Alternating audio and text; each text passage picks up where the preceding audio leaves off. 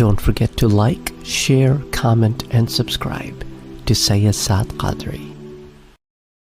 السلام علیکم ورحمۃ اللہ وبرکاتہ۔ حضرت عباس رضی اللہ تعالی عنہ جو حضور صلی اللہ علیہ وآلہ وسلم کے چاچا ہیں، ان کے ایمان لانے کا واقعہ آج میں آپ سے شیئر کرنا چاہتا ہوں۔ یاد رکھیں کہ اللہ تعالیٰ نے اپنے انبیاء کو ایسی خبریں دی ہوتی ہیں جن پر عام آدمی مطلع نہیں ہو۔ علم غیب کا بحیثیت کلی، ذاتی اور قدیم ہونا تو اللہ عز و جل کی صفت ہے۔ حضور صلی اللہ علیہ وآلہ وسلم کو اللہ سبحانہ و تعالی علم غیب پر مطلع فرماتا ہے، تو آپ صلی اللہ علیہ وآلہ وسلم کو بذریعہ وحی اس انفارمیشن کو اللہ سبحانہ و تعالی دیتا ہے، جیسا کہ قرآن کریم میں سورہ آل عمران میں آتا ہے کہ ذَلِكَ مِنْ أَنْبَاءِ الْغَيْبِ نُوحِيهِ إِلَيْكَ، یہ غیب کی خبروں سے ہے جسے ہم نے آپ کی طرف وحی کیا ہے۔ تو اللہ عز و جل کے عطا کردہ علم جو حضور صلی اللہ علیہ وآلہ وسلم کو عطا ہوا، ان میں بعض ایسی باتیں بھی ہیں جو انسان سنتا ہے تو بس حیرت قدے میں ہی جاتا ہے اور کہتا ہے کہ صلو علی الحبیب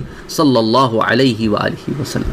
اسی طرح کا یہ واقعہ حضرت عباس رضی اللہ تعالیٰ عنہ کے قبول اسلام کا بھی آتا ہے۔ کتب سیر میں بھی آتا ہے کہ حضور صلی اللہ علیہ وآلہ وسلم کے چاچا حضرت عباس جو ہے وہ ان 10 رؤسائے قریش میں سے تھے جو جنگ بدر کے اختتام پر قیدیوں میں مدینہ منورہ آئے۔ یہ حضور صلی اللہ علیہ وآلہ وسلم سے لڑنے کے لیے جو بدر میں ایک بڑی فوج ابو جہل اینڈ کمپنی لے کے نکلی تھی، تو اس کے اندر جو ہے حضور صلی اللہ علیہ وسلم کے خاندان والے جو ہے وہ آنا نہیں چاہتے تھے، پر زبردستی انہیں بھی لے کے آیا گیا۔ تو بہرحال جنگ بدر بڑی تفصیل سے سیرت النبی صلی اللہ علیہ وسلم میں نے آپ کے ساتھ کئی گھنٹوں میں کور کی ہے، اس کے اوپر کوئی 8-9 دروس ہیں غزوہ بدر سے متعلق۔ میرے خیال سے سیرت النبی کے 400 سے زائد دروس میں دروس نمبر 70 سے لے کے 78 تک جو ہے وہ غزوہ بدر کے دروس ہیں، وہ تفصیلات آپ وہاں جا کر سن سکتے ہیں۔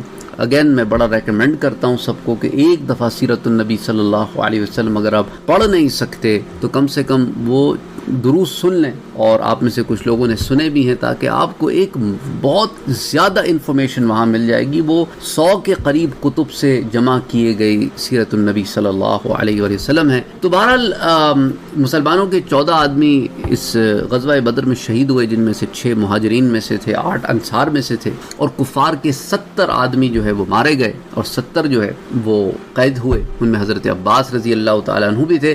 تو قیدیوں کے بارے میں فیصلہ ہوا کہ انہیں فدیہ لے کر چھوڑ دیا جائے گا۔ تو حضرت عباس رضی اللہ تعالیٰ عنہ کے پاس 20 یعنی 20 اوقیہ سونا تھا۔ چونکہ فوج کو کھانا کھلانے کی نوبت نہ آئی، اس لیے وہ سونا انہی کے پاس موجود تھا اور وہ مال غنیمت میں شامل کر لیا گیا۔ تو جب حضور صلی اللہ علیہ وآلہ وسلم نے اسیران بدر سے رہائی کے بدلے میں فدیہ طلب فرمایا، تو حضرت عباس رضی اللہ تعالیٰ عنہ نے کہا کہ بھائی میرے پاس 20 اوقیہ سونا تھا جو آپ کے صحابہ نے لے لیا ہے، وہ میرے فدیے میں رکھ لیں۔ تو حضور صلی اللہ علیہ وآلہ وسلم نے فرمایا کہ چاچا وہ تو مال غنیمت میں شامل ہو گیا ہے، فدیہ تو الگ ادا کرنا ہوگا۔ آپ ایسا کریں کہ اپنے فدیے کے ساتھ ساتھ اپنے دونوں بھتیجوں عقیل بن ابی طالب اور نوفل بن حارث بن عبد المطلب اور اپنے حلیف عمر کا بھی فدیہ ادا کر دیں۔ عتبہ کا 100 اوقیہ اور باقی سب کا 40 اوقیہ فی کس ہے۔ تو حضرت عباس رضی اللہ تعالی عنہ نے کہا کہ بھئی میرے پاس تو مال نہیں ہے، جو تھا وہ آپ نے لے لیا، کیا آپ چاہتے ہیں کہ آپ کا چاچا لوگوں کے سامنے ہاتھ پھیلا کر لوگوں سے پیسے مانگے کہ اس کی رہائی کا اور اس کے خاندان کی رہائی کا انتظام کیا جائے؟